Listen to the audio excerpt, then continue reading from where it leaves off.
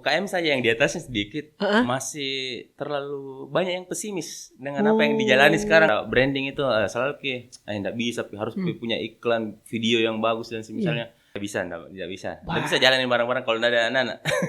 Nah, sementara kalau tadi terlalu banyak yang jadi target, mustahil bisa terselesaikan semua. Apa dibikin? Apa dibikin sama ini? Anggaplah mungkin teman-teman yang bilang kayak begitu tadi, kita kasih modal 1M, kira-kira bisa apa dengan 1M misalkan? Bisa kira-kira 1 tahun ke depan berkembang bisnisnya? Kan belum tentu juga. Belum tentu, Di. Saatnya bilang kamu kelas. Alright, nice people, kembali lagi di Kamu Kelas Podcast bersama saya Rizal Jamal. Kalau kemarin-kemarin pembahasannya cukup tensi panas ya, politik lah, masalah atau kasus lah atau apa yang viral-viral. Tapi ini sangat menarik ini karena tamu saya ini belum lama saya kenal, tetapi beberapa sondingan-sondingan karya-karyanya ternyata telah banyak menjamur di mana-mana, khususnya di Kota Makassar maupun Sulawesi Selatan. Ini teman saya yang fokus banyak bicara tentang industri kreatif, terutama juga untuk wilayah digital. Jadi buat teman-teman yang kemarin banyak sekali request, Kak, kenapa pembahasan itu terus tidak ada yang berhubungan dengan skill atau self improvement? Wah, ini bahasa aku juga tadi berlebihan tos gini. Sudah ada di depan saya Om atau Kakak, kita akrab sama beliau, Bapak Ahmad. Assalamualaikum. Waalaikumsalam. Memang Bapak Ahmad ini kayak ini. Jadi sebenarnya mau Kak, ini tuh waktu disclaimer dulu. Oke. Jadi mau bikin akun Instagram, ini kan akun Instagram baru. Jadi pas mau bikin akun Instagram yang baru ini, cari ke Ahmad, Rahmat, ada semua yang pakai. Bapak Ahmad itu juga ada yang pakai. Jadi saya tambah Bapak Ahmad. Bapak Ahmad. Itu yang ada. Itu Jadi kalau Bapak Ahmad ini kalau ditanya sebenarnya pekerjaan tak apa? Nah, itu juga dari sejak menikah itu jadi pertanyaan yang susah sekali kayak jawab kayak nanti dikira ngepet atau apa. Iya. Terus. Jadi waktu itu saya bilang waktu awal-awal menikah saya bilang saya ini waktu kan kita bilang e-commerce itu kita bilang internet marketer, kita bilang desain grafis apa desain grafis mungkin sebagian besar sedikit sekali orang yang paham tentang itu. Sementara ini kan butuh kayak apa di pembuktian mungkin kalau di rumah. Betul. Apalagi ini pengantin baru apa kerja ini menantuku ipar tidak pernah keluar rumah. Jadi waktu itu saya bilang internet marketer saja mungkin itu yang paling internet dekat, marketer waktu itu itu misalnya nanti mereka itu paham. Ternyata susah dipahami. Susah dipahami. Oke. Terus akhirnya dirubah lagi. Enggak, akhirnya mereka sampai saat ini pun tidak paham apakah ini. Apa karena bikin ini saya punya menantu ini. Jadi waktu itu kan dari nikah 2012 mulai belajar digital marketing sama desain juga di tahun itu. Di tahun itu juga saya kayak berhenti bekerja di perusahaan dan tidak mau lagi nih bekerja di perusahaannya siapapun itu. Oh begitu. Berarti resign waktu itu Waktu itu. Nah di situ makin apa kalau orang Makassar bilang makin pengangguran banget tidak dikerja kayak gitu. Jadi waktu itu saya berusaha cari teman yang punya bisnis. Terus saya melamar di situ. Melamar kerja di desainer. Biar dibilang ada kerjanya. Biar dibilang kerja. Supaya bisa keluar dari jam 8 sampai jam 5 sore. Iya. Tapi ternyata tidak bisa juga bertahan 3 bulan nih kalau tidak salah waktu itu resign deh. Resign lagi? Wow, gitu. Luar biasa. Nah, jadi kalau saya lebih kalau taunya Kak Ahmad ini, Bapak Ahmad adalah digital marketer. Kira-kira begitulah Kak. Sebagai konsultan juga untuk di bidang UKM ya. Tapi bidang digitalnya. Cocok itu Kak? Kalau itu mungkin tidak salah gitu, tidak salah ya. Saya pribadi sekarang lebih anggap diriku ini sebagai digital strategis karena itu. Karena digital bayarnya lamanya tak putar-putar itu ternyata digital strategis. Karena kan internet marketer atau digital marketing atau apapun itu yang sebenarnya terlalu luas kini. Apa karena memang makhlukin terlalu besar jadi saya milih yang kecil yang saya digital strategis. Strategis. Nah mungkin kayak teman-teman kayak Aki Rahman itu mungkin sama digital marketer tapi beda spesial spesialisnya. Iya, Gitu. spesialisasi. Iya. Jadi sama Ton juga mungkin juga dokter di Iya, sama kok betul. dokter, tapi ada spesialis penyakit dalam, spesialis tulang dan sebagainya. Oke. Tapi kita lebih ke situ ke strateginya Strategis. strategisnya, mindset juga mungkin Mindset, membangun ya. fundamental. Wah, sering sekali saya dengar itu kata-kata Pak. Fundamental dan sebagainya. Nah, kawan, saya ini mau tanya gini, ini kan banyak teman saya ini penggiat UKM, ya toh, mungkin kita sepakat begitu, walaupun juga masih biasa orang sebut UMKM dan sebagainya. Sebelumnya, kenapa Kakak Ahmad ini tidak terlalu sering saya dengar sebut UMKM? Kenapa ke UKM? Kalau UMKM itu terlalu apa benar juga ini istilah, Benar Ji, tidak ada mikro, yang cuman, salah. Oke. yang UKM saja yang di atasnya sedikit masih terlalu banyak yang pesimis dengan apa yang dijalani sekarang, begitu apalagi ya. mungkin yang mikro kayak gitu. Iya. Kenapa tidak sekalian UKM lah saja, biar nanti kalau mau naik kelas lebih Iya. dekat gitu, kayak gitu. UKM, usaha kecil miliaran. Iya, betul. Ya kan? Kan ada yang miliar-miliar kan? Iya. Tapi masih UKM tahu. Luar biasa. Oh, berarti di situ poinnya lebih kepada sugesti Sugesti. supaya nanti Kak. Terlalu banyak teman-teman bilang begini, saya kan ini bisnis kok masih kecil, masih baru kamu mulai, ndak bisa pindah. Kenapa tidak dirubah ke mindset jadi bisnisku yang akan besar? Iya. Insya Allah kayak gitu. Oke. Nah, kalau kita lihat sekarang, Bapak Ahmad melihat sebenarnya masalah utama dari teman-teman penggiat atau pelaku UKM ini apa sih sebenarnya? Di mindset kah? Di wawasan kah? Atau memang kebijakan atau regulasi yang tidak berpihak atau gimana sih sebenarnya? Karena selalu saya dengar begini Kak Ahmad, saya kan banyak bergaul dengan politisi nih, bergaul dengan pemerintah. Selalu dia bilang bahwa yang menggerakkan roda ekonomi kita ini adalah teman-teman UMKM, UKM, pelaku bisnis di bagian bawah, menengah ke bawah dan sebagainya. Tapi kadang-kadang saya lihat banyak tuh menderita salah ini. Ini masalahnya di mana ini Kakak Ahmad ini? Apalagi pasca Covid ini ya. Iya. Nah, itu gimana Kakak Ahmad? Saya mungkin mau bilang ini menurut saya pribadi, Bo- tapi ternyata dari buku, dari master-master yang lain selalu memang masalahnya kayak kita bilang tadi di mindset. Oke. Itu kayak mereka sendiri yang bentuk image-nya, saya ini begini, saya tidak bisa kalau tidak ada modal uang. Iya. Gitu. Itu mereka sendiri, jadi teman-teman sendiri yang punya mindset yang masih fix mungkin. Fix mindset ya. Itu yang bikin ke mereka teman-teman susah maju kayak gitu. Lebih kepada apa sih sebenarnya mindset yang kayak bagaimana rata-rata? Contoh mungkin yang paling sering Kak dapat itu kayak masalah digital marketing, branding dan apapun tentang itu. Mereka selalu bilang, saya nggak bisa pakai digital marketing, nggak bisa eksekusi branding di bisnis kok karena saya ini masih kecil Kak. Sementara itu butuh uang besar mungkin. Apalagi kalau bicara branding itu selalu enggak bisa, harus punya iklan video yang bagus dan misalnya nanti deh besar bisnis kok. Nah, masanya kapan besar ini bisnis kalau tidak digaski di situnya? Berarti itu menjadi prioritas ya?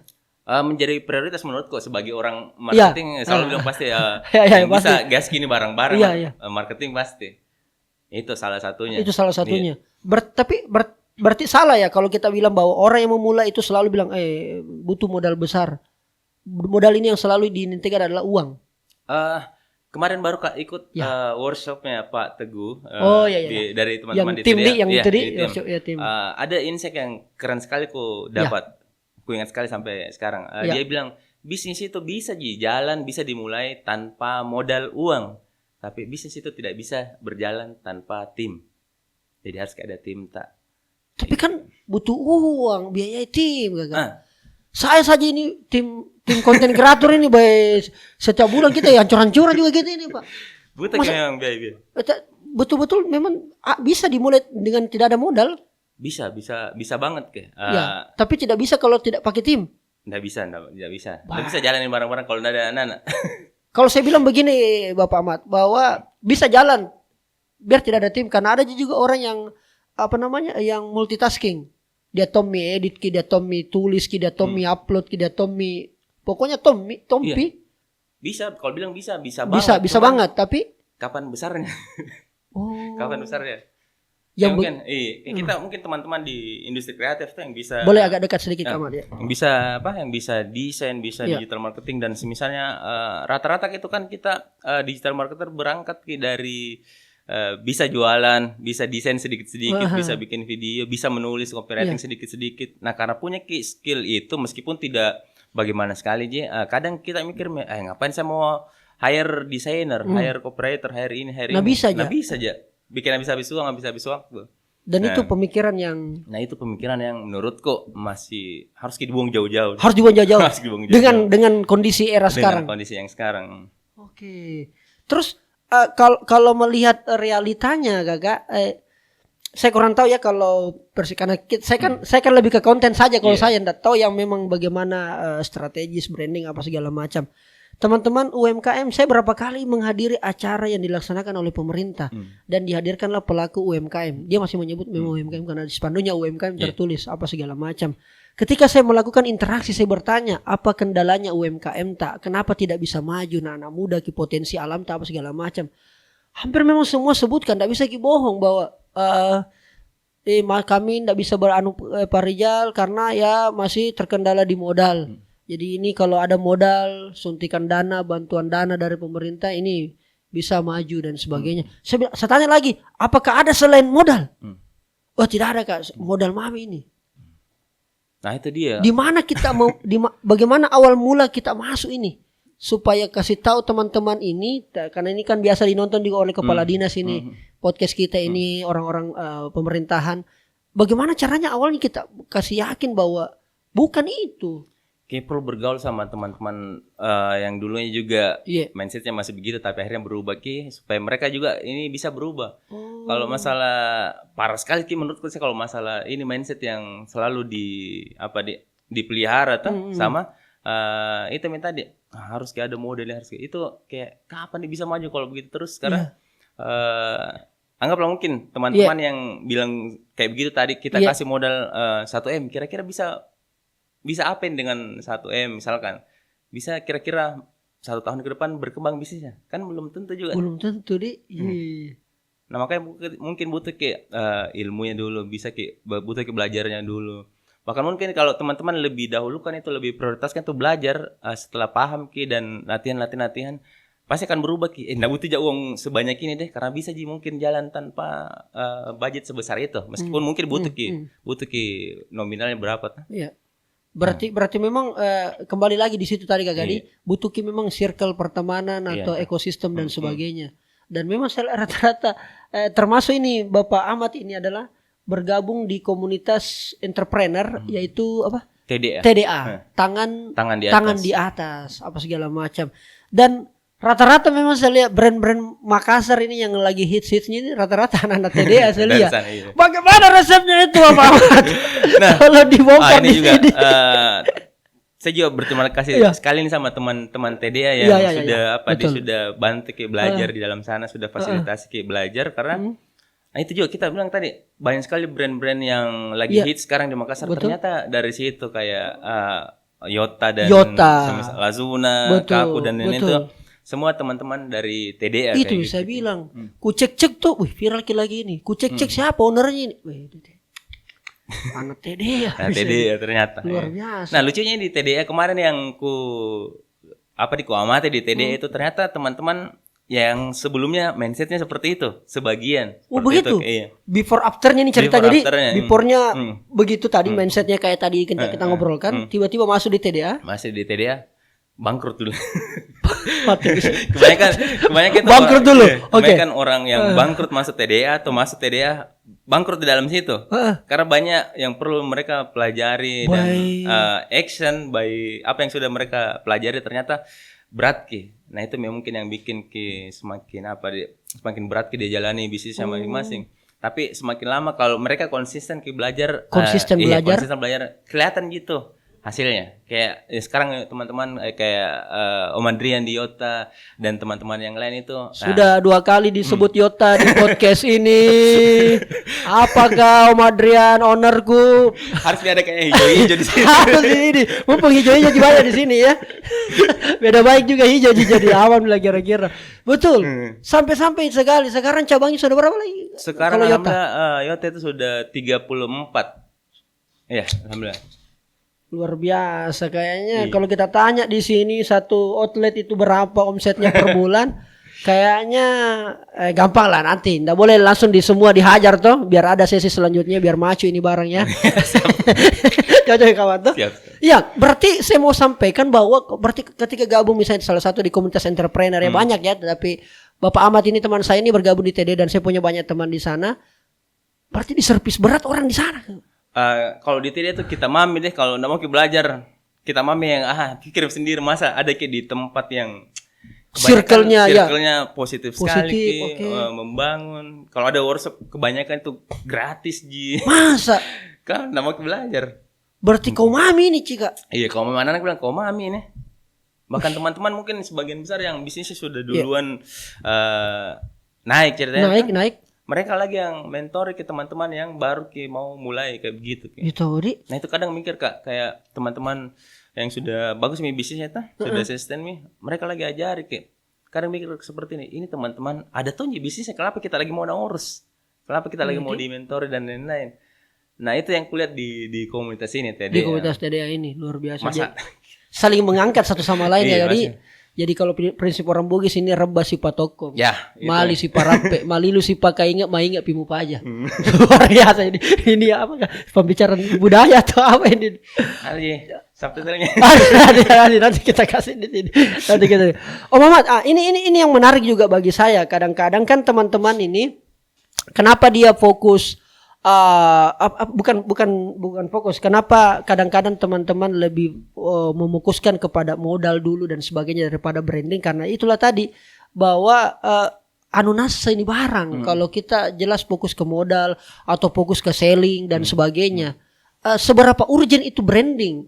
Karena kadang-kadang kakak juga banyak kadang-kadang Kak bisa kita bantu untuk saya lebih ke personal branding sih kalau saya, belum kepada produk dan sebagainya. Om Ahmad kan kayak misalnya toko di baliknya Yota adalah Bapak Ahmad misalnya dan teman-teman. Seberapa penting itu branding sebenarnya Bapak Ahmad? Penting sekali. Walaupun saya tahu pembahasannya pasti panjang ya, tidak mungkin dengan durasi podcast ini, tetapi yang poin sederhana daripada branding itu, karena teman-teman itu kadang-kadang saya tanya beberapa teman-teman tidak mau sekali, sedikit sekali kuliah budget untuk kepentingan kasih brand awareness, branding dan sebagainya. Karena dia pikir saya kasih keluar misalnya 10.000, kembali Jiki kapan kembali ini kalau saya fokusnya ke branding.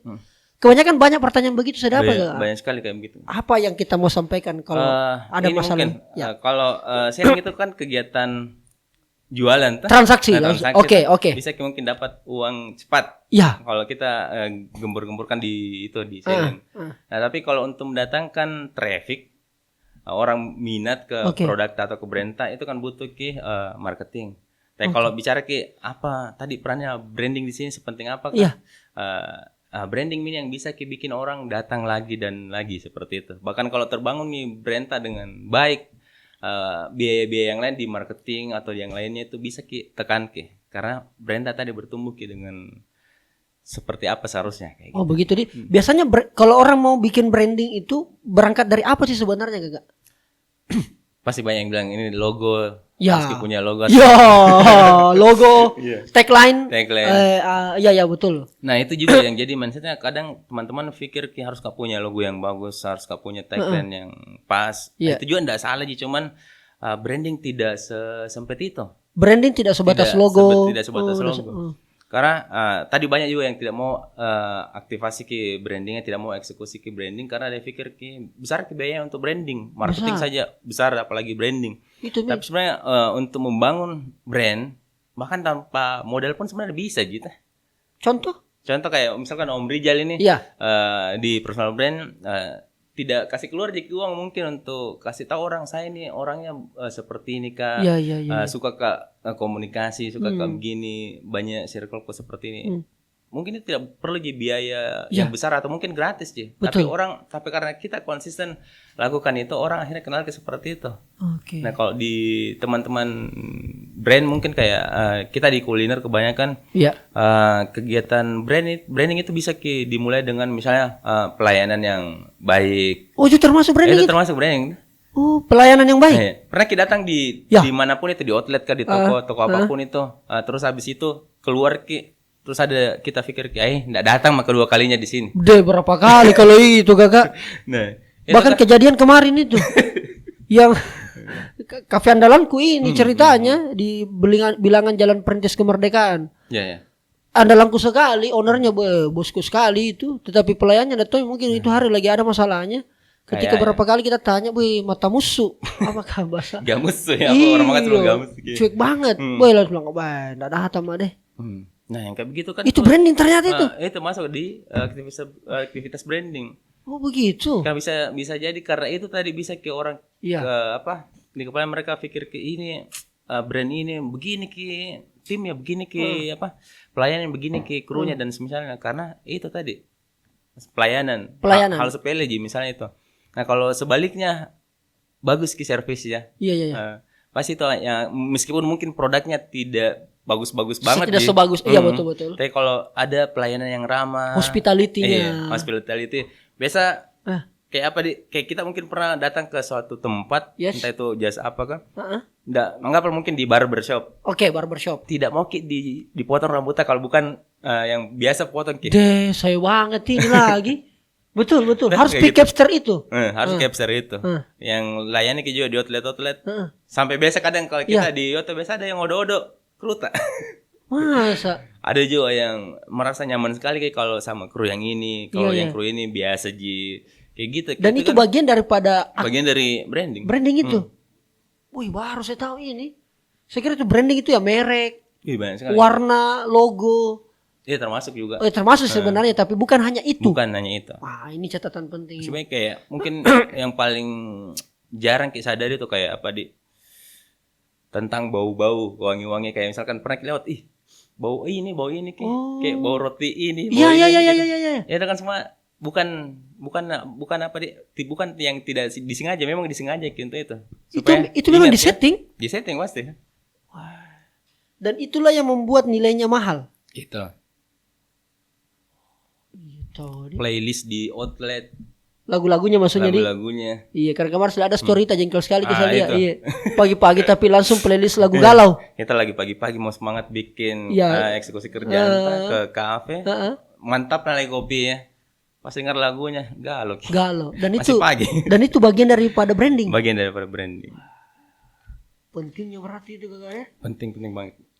Berarti branding itu sangat, kan ada yang bertanya begini kadang-kadang ini karena saya aktif, saya lebih kepada personal Kakak atau lebih tidak ke produk kalau kan kadang-kadang begini, pernah ada bertanya sama saya Kakak Rizal, siap, kenapa Ki? Pelan-pelan Ki bertanya di seminar Kakak tuh, kenapa itu kasihan tukang batu, mohon maaf ini bukan berarti merendahkan, tapi ini kita disclaimer dulu, buruh apa segala macam, mereka kan kerjanya luar biasa Pak. Bule pagi berkeringat, tenaga sudah banyak apa segala macam, tapi mohon maaf gajinya atau honornya tidak sebesar dengan kayak manajer duduk-duduk manajer di ruangan AC, perintah aja lagi tidak keluar keringatnya, tapi kenapa dibayar mahal Kakak Rizal? Termasuk protes ke saya, kenapa Kakak Rizal dibayar mahal? Nah, memberikan masukan Jiki, nasihat Jiki, mahalnya saya harus bayar ke Rizal apa segala macam. Jawabanku sederhana Kakak Ahmad, saya bilang begini. Itu karena yang manajer, yang konsultan dan sebagainya mereka punya value, punya nilai. Dan itu mereka ada mungkin yang kuliah, ada mungkin yang sekolah, ada mungkin yang dia fokus dan sebagainya. Karena dia punya value dan punya kemampuan untuk menggerakkan personil-personil yang lain. Anggaplah misalnya manajer di perusahaan, udah gerakkan bagian marketingnya, gerakkan bagian personalia. Gara-gara kepemimpinannya manajer ini. Sedangkan di buruh ataupun pekerja bangunan tidak punya itu. Dia hanya mengandalkan tenaga dan fisik.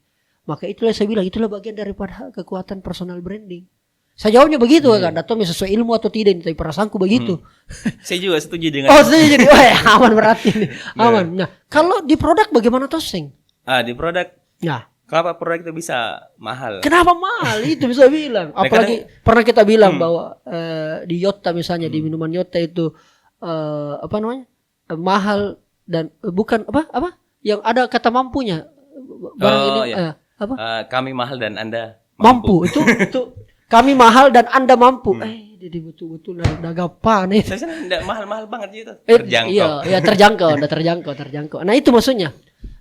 Kalau di produk bagaimana Toseng? Di produk kenapa bisa mahal ya? Karena itu tadi ada brand yang dibangun. Oke. Dari awal lahir ini brand. Oke. Dikerja memang. Nah, sementara ada mungkin produk yang murah ki enak kita kualitasnya bagus kita tapi tidak mampu ki dijual lebih mahal. Karena tidak teman-teman kurang perhatian soal brand. Oke, jadi jangan hanya fokus pada produknya Kak Gadi, bagaimana kayak semacam kualitasnya kalau dia di kuliner rasanya, tetapi perlu dipikirkan yang lain-lain tadi. Jadi kalau misalnya saya katakan branding adalah kalau kuat di media sosial, cocok juga itu? Iya, termasuk di channel. Iya. Karena sekarang kan ukurannya orang di situ. Sama sekarang saya lihat kalau orang mau ke rumah sakit atau lagi sakit apa begitu, orang tidak tanya ke dokter sekarang. Google. Apakah itu berarti bahwa rumah sakit tidak membangun personal branding atau dokter tidak menggarap brandingnya dengan baik? Kurang tahu kalau itu. Tapi mungkin bisa jadi itu. Bisa jadi itu, iya. Kenapa kita harus tanya Google kalau kita sakit? Kemarin juga masalah di teman-teman di industri yang lain. Kayak kemarin di Eventa banyak teman-teman dari kedokteran dan semisalnya. Oh iya betul. Mereka kan punya kompetensi yang bagus sekali, keren sekali. Tapi mereka belum paham bagaimana mengeksekusi konten yang bagus untuk profesinya mereka. Iya. Kalau kayak kita ini kodong yang awam tentang ilmu-ilmu seperti mereka kedokteran dan semisalnya, biar anak tak demam bingung gimana mau cari ini di Google lagi kadang kurang percaya juga. Betul. Tapi seandainya teman-teman itu bisa mengedukasi dengan konten yang menarik. Keren sekali Justru itu yang justru menjadi nilainya Kak Gadi. Berarti kegiatan kemarin sebenarnya itu personal branding sebenarnya di. Iya. Personal branding di. Padahal bukan bahas tentang kesehatan. Ya kemarin itu ada event yaitu diskusi bincang muda. Temanya tentang Makassar Darurat Konten Edukasi. Itu ada tanda tanyanya. Tapi yang digagas ini kebanyakan yang hadir juga anak-anak kedokteran, anak-anak kesehatan. Tapi meleknya tentang digitalisasi dan sebagainya. Keren sekali nih. Oke. Baru saya mengerti ini. Padahal saya moderatornya ini tidak mengerti apa sebenarnya goals di belakang layarnya. Nah, Kak Kamat, ini yang menarik bagi saya Kak Kamat. Saya itu selalu ditanya, karena susah media aja ngopi-ngopi terlalu sibuk. Apa segala macam lah. Saya bilang selalu, kau juga pasti sibuk. Tidak ada orang yang tidak sibuk sekarang. Semua orang sibuk. Cuma kadang-kadang ada sibuknya yang bisa diatur. Maksudnya dia tidak terkekang oleh waktu. Bisa atur. Dia sendiri yang atur. Ya orang sibuk ya karena daripada anda bikin. Kadang-kadang bertemulah dengan juga kata produktivitas. Produktif. Ada orang mengatakan bahwa tidak semua orang sibuk itu produktif. Ada yang bilang begitu. Setuju. Setuju. Ada juga bahwa dan orang yang produktif sudah pasti sibuk. Nggak tahu juga. Ini menarik. Itu bagaimana tahu saya karena kemarin kita bikin semacam kayak sesi coaching kelas apakah dan sebagainya. Sharing session tentang produktif itu. Iya, karena ini apalagi di teman-teman UKM itu susah sekali atur waktu. Karena terjebak di rutinitas yang tadi kita bilang diatomi pergi pasar, diatomi pergi masak, diatomi menjual, diatomi melayani kayak gitu. Gitu kan habis waktunya sibuk mungkin. Alhamdulillah bermanfaat pasti untuk bisnis. Cuman kalau tidak diatur dengan baik, apalagi ditambah dengan mindset yang masih fix tentang tidak mau bangun tim dan semisalnya, pasti akan terjebak selamanya di situ. Padahal kan sebenarnya ini bisa banget jadi setting kapan kita sibuk, kapan kita produktif. Nah, kalau misalnya bicara masalah tadi banyak orang yang sibuk tapi belum tentu produktif. Banyak juga orang yang produktif tapi nggak harus disibuk. Oke. Karena buktinya mungkin kayak sebagian teman-teman tuh sibuknya karena tadi tuh multitasking tidak bisa diatur yang mana prioritas dan semisalnya. Sementara teman-teman yang produktif sebaliknya, ini harus kukerjakan dulu pagi ini, siang ini, sore ini misalnya seperti itu.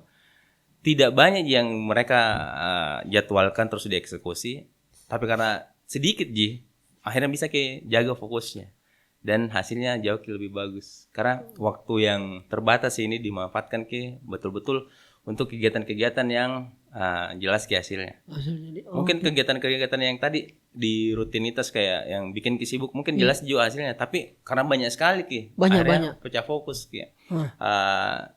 mentorku pernah bilang seperti ini, kalau kita punya target 10, itu bisa jadi kita capai targetnya itu 1 atau 3 paling banyak.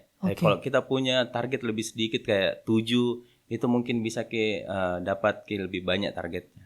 Tapi kalau kita punya target 1 sampai 3, kemungkinan besar 3-3-nya itu bisa kita selesaikan. Karena jelas Ki apa yang mau dikerja. Oh begitu Kayak Di. gitu, Ki. Berarti poinnya kakak bahwa jangan terlalu banyak. Jangan terlalu banyak. Sama ini, jangan terlalu apa bahasa istilahnya yes person atau yes. Oh iya Ya iya gitu. iya. Semua Semua ajakan. semua ajakan dia gas. Oke siap. Siap posisi. Parenta. Woi. Kayak gitu. Saya banget itu kakak. Dulu ya saya banget itu. Ada apa dengan karakter seperti itu? Saya banget gitu dulu. Dulu. Ya, tidak enakan tuh. Tidak enakan. Apalagi kalau orang-orang yang pernah berjasa di hidup. Boy, itu mi kanda. Kita ini kan orang Bugis pak. Mana pak? Matan resiri. Iya. Nggak enak itu matan. Nggak enak. Berat dirasa. Itu dalam ilmu produktivitas atau dalam ilmu? Oh itu semua jadi toksik sebenarnya itu. Oh, toksik itu. Ush. Karena ketidakenakan tak. Akhirnya kita. Iya di mana Ki? Bisa aja aman aja. Oh begitu Ri. Padahal mungkin karena kita iya kan tadi itu ada pekerjaan yang kalau kita selesaikan Ki hasilnya mungkin jauh lebih besar. Berarti sederhana pertanyaanku ini kakak. Bagaimana menghilangkan rasa tidak enak itu? Kadang kita diajak, kadang kita diminta ini apa segala macam. Pada dasarnya tidak mampu Ki. Pada dasarnya menolak Ki.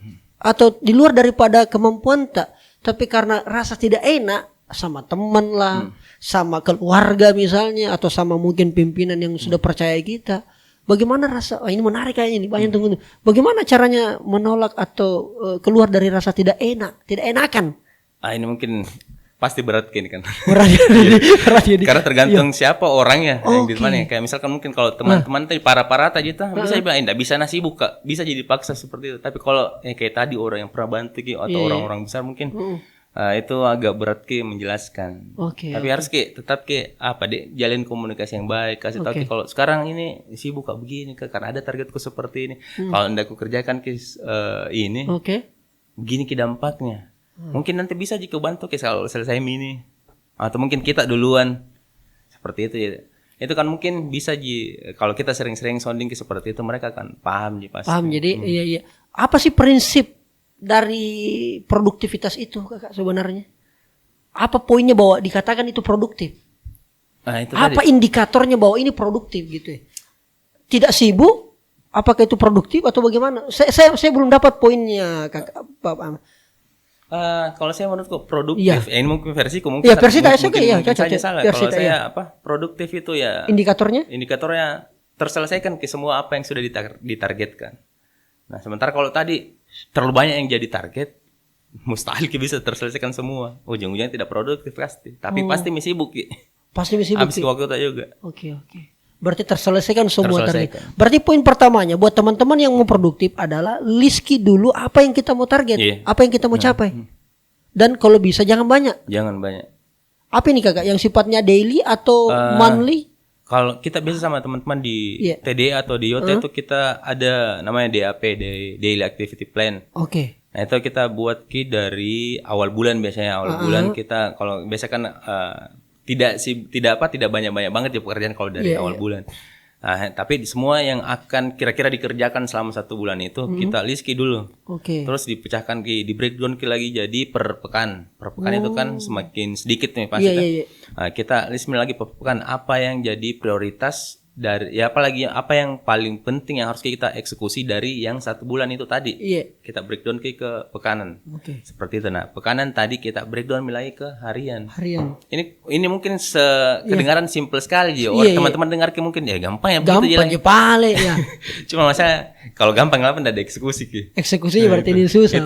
Itu yang berat sekali Ki. Tapi sesimpel itu banyak sekali juga tools yang bisa bantu Ki jadwalkan semua kegiatan tak. Tools maksudnya aplikasi begitu aplikasi. Untuk monitor dan sebagainya. Oke. Karena kadang-kadang memang itu kakak saya pun juga masih merasa kadang-kadang tuh ada di mana hariku yang kayak tidak ada sekali juga bikin. Iya.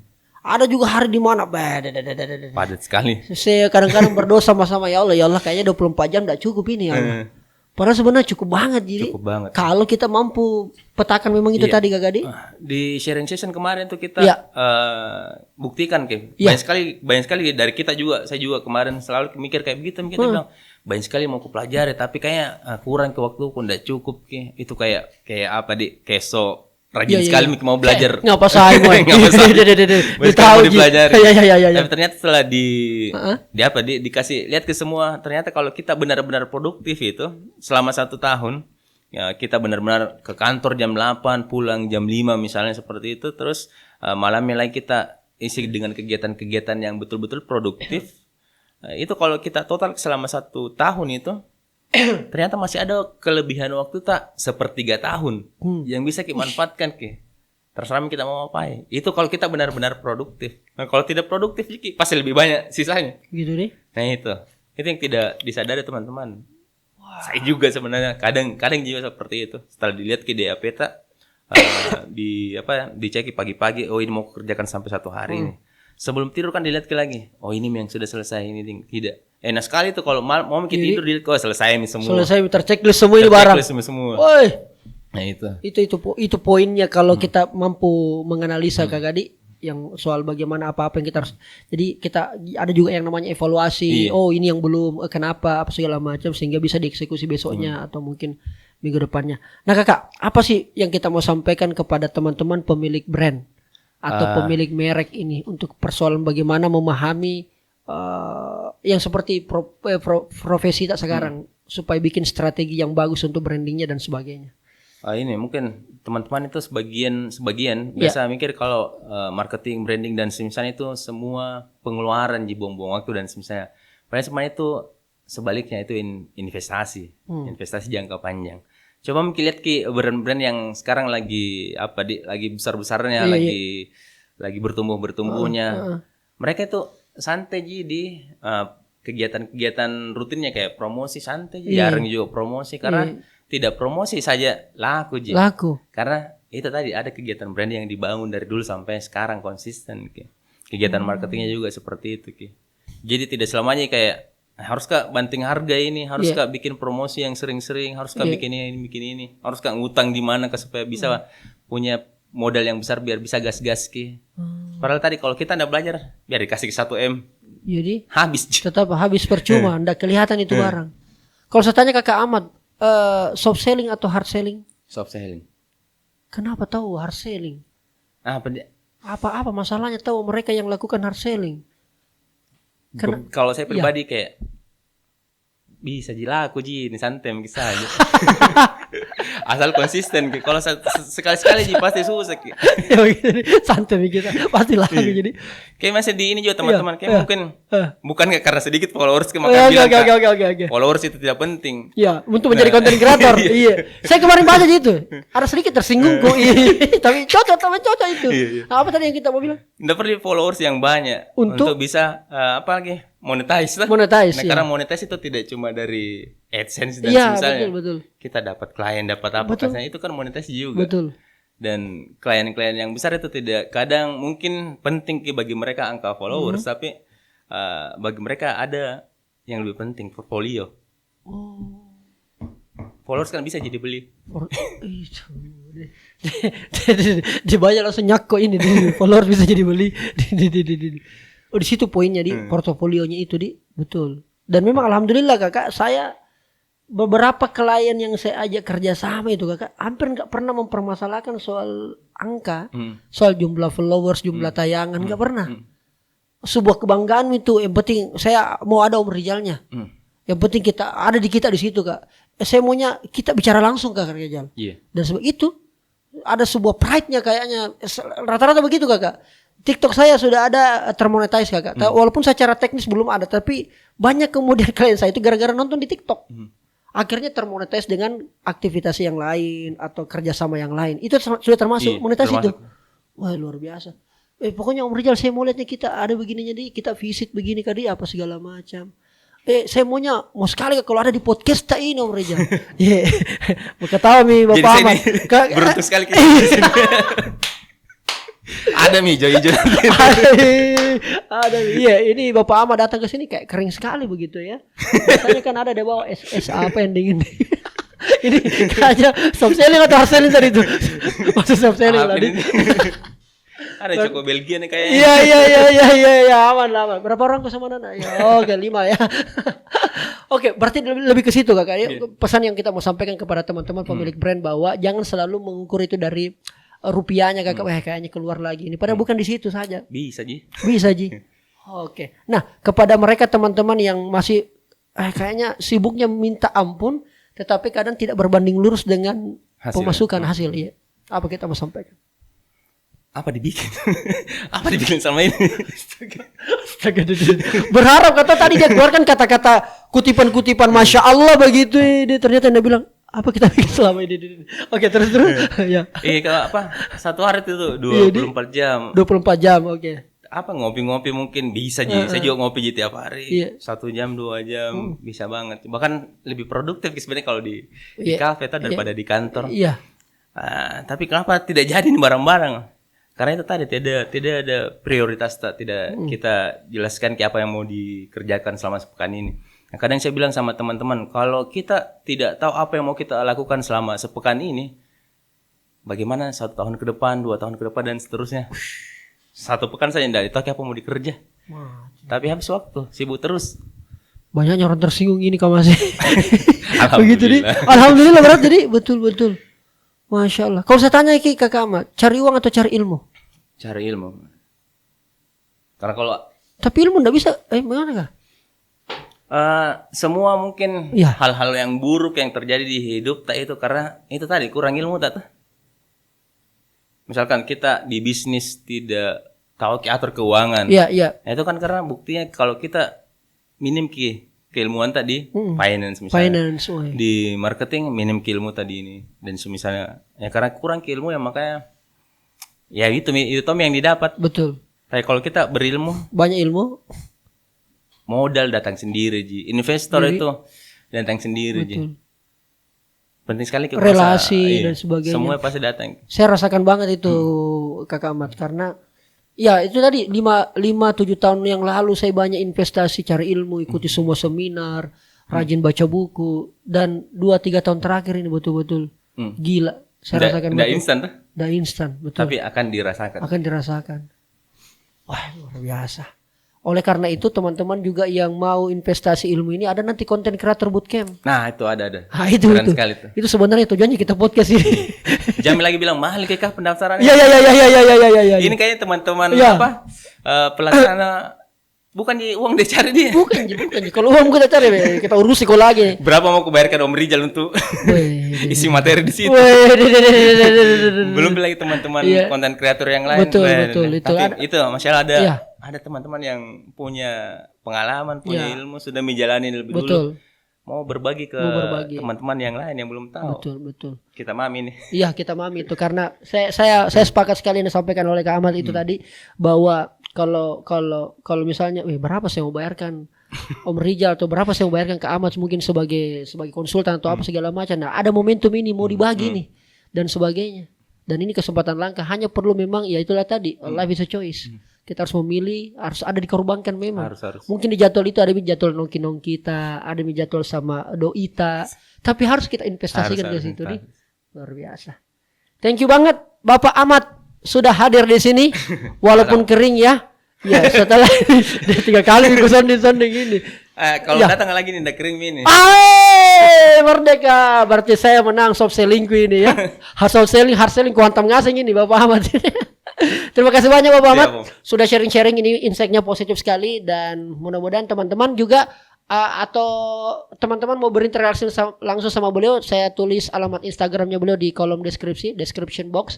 Dan teman-teman kalau ada juga masukan saran seperti apa sih orang yang bagus saya hadirkan lagi untuk menambah pengembangan diri atau mungkin mindset atau mungkin skill silakan tulis di kolom komentar dan nanti insyaallah saya cari tokoh-tokoh muda atau orang-orang inspiratif yang hebat di Kota Makassar atau di Sulawesi Selatan atau mungkin yang saya bisa jangkau. Oke, selalu saya tulis di kolom komentar. Terima kasih banyak Mohon. Salam Aki. Insyaallah sampai jumpa di konten kreator bootcamp. Saatnya bilang kamu kelas. Oke, alright. Saatnya bilang kamu kelas.